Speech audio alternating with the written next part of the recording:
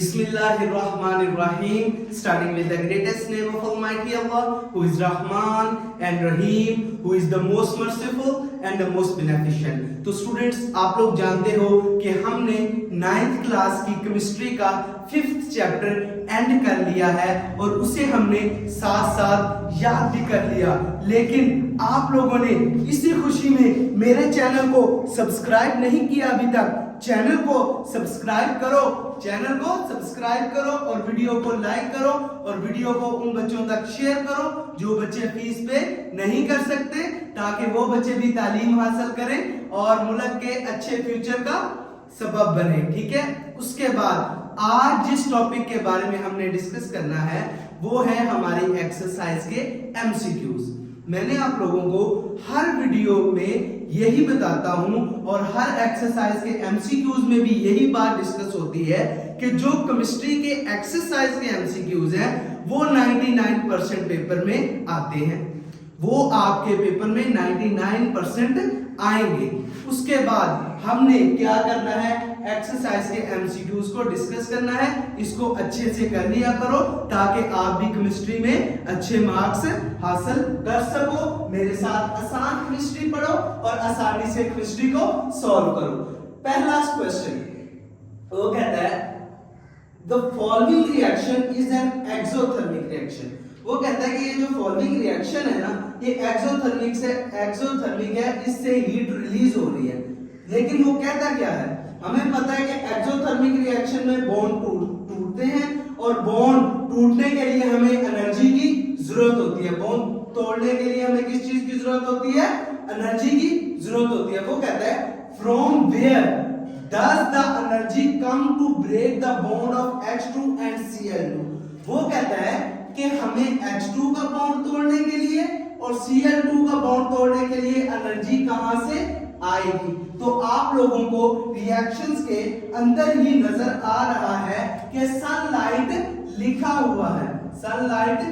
हुआ है, तो इसी से वो एनर्जी लेता है और बॉन्ड को तोड़ देता है। तो करेक्ट ऑप्शन है हमारा B, from sunlight. Correct option कौन सा है?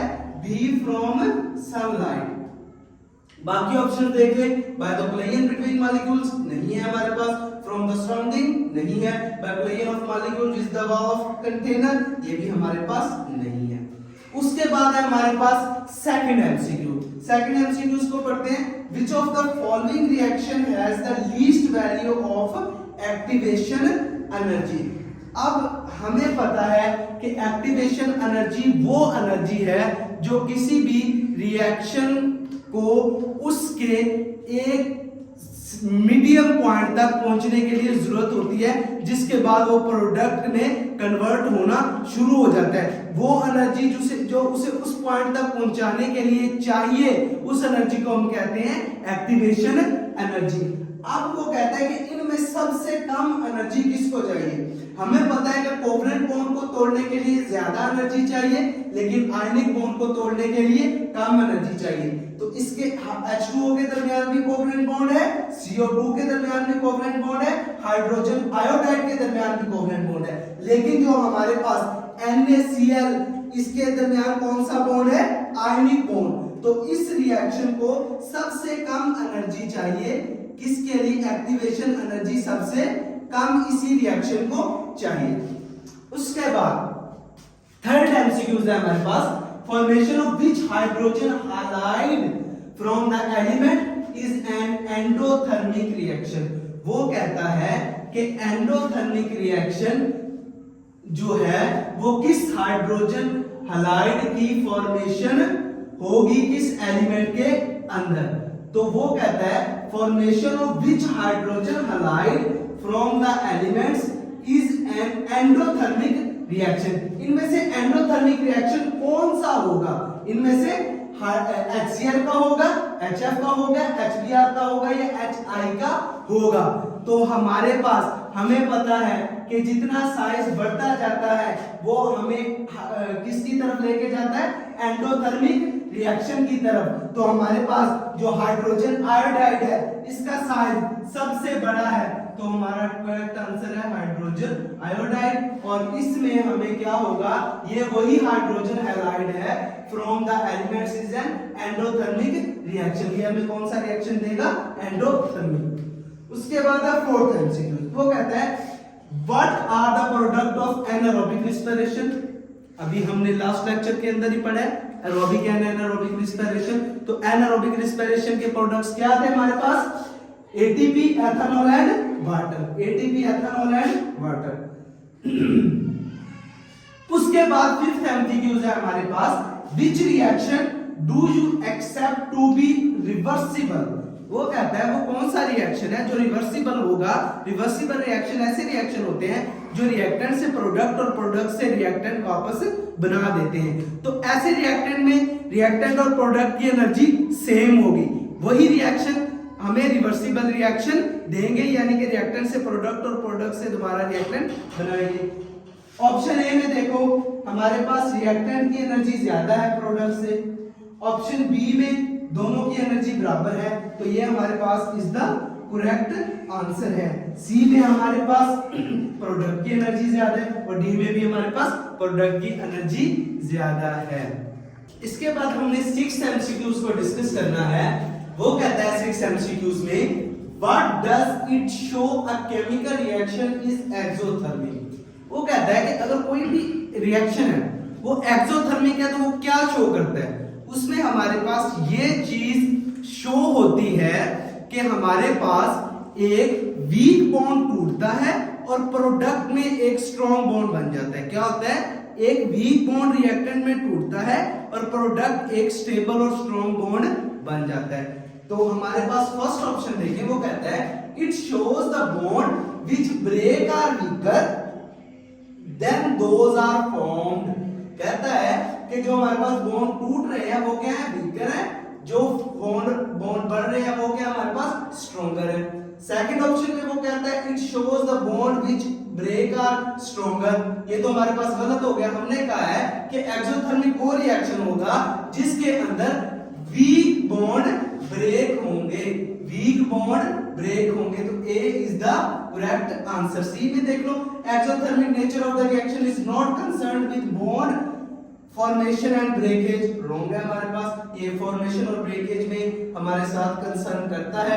It shows that the reactant are more stable than products. ये भी हमारे पास नहीं है। तो 7th एमसीक्यूज देखो वो कहता है when NaOH and HCl are mixed the temperature increase the reaction is. अब देखो हमें पता है कि जब टेंपरेचर इंक्रीज होता है तो हमारे पास इंथैल्पी क्या रिएक्शन कौन सा होता है? एक्सोथर्मिक। और इंथैल्पी होती है नेगेटिव। तो डी ऑप्शन देखो exothermic with negative enthalpy change, with negative enthalpy change. उसके बाद 8th एमसीक्यूज है वो कहता है the average bond dissociation energy for the CH bond is 412 kg। वो कहता है कि C और H देखो वो ये कह रहा है कि जब ये एक बॉन्ड टूटता है ना हाइड्रोजन और कार्बन के दरमियान तो 412 किलो जूल हमारे पर मोल एनर्जी रिलीज होती है। ठीक है।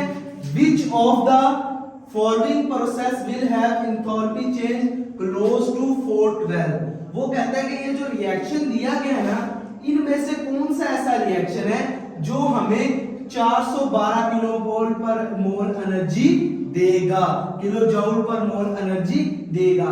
तो एक बॉन्ड तोड़ने के लिए 412 चाहिए। तो हमने इन रिएक्शंस में देखना है कि एक बॉन्ड कहां पे टूट रहा है, एक बॉन्ड कहां पे टूट रहा है? CH4 में। ठीक है।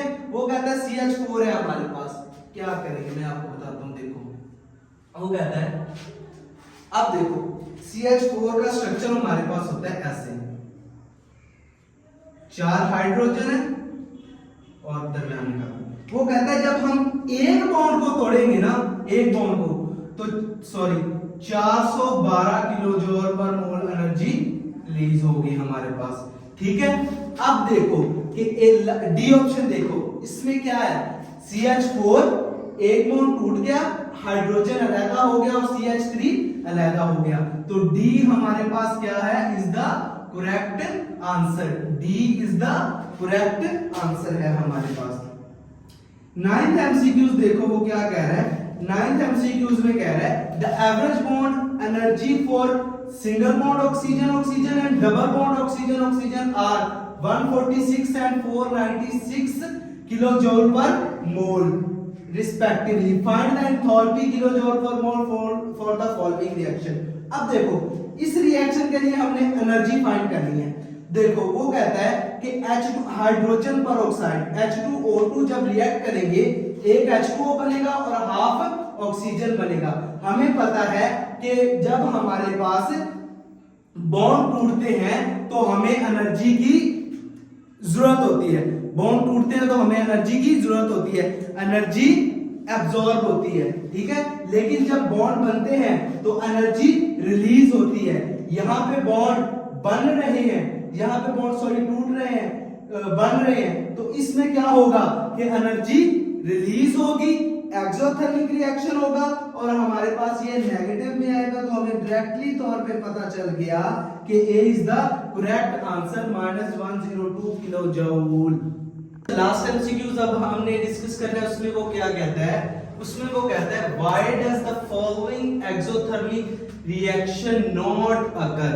वो कहता है कि ये फॉलोइंग रिएक्शन दिया गया है ये क्यों अकर नहीं होता, यानी कि जो हमारे पास कार्बन डायमंड की शक्ल में है वो चेंज क्यों नहीं होता कार्बन ग्रेफाइट की शक्ल में with enthalpy change of exothermic reaction -3 kilo joule पर मोल।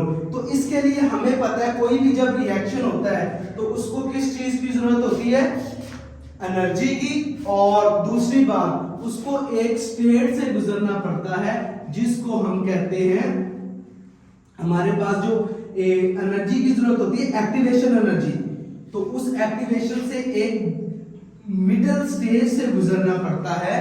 देखो ये है हमारे पास, कोई भी जब रिएक्टेंट प्रोडक्ट में तब्दील होता है तो क्या होता है, इस एनर्जी से उसको गुजरना पड़ता है जिसको हम क्या कहते हैं, एक्टिवेशन एनर्जी।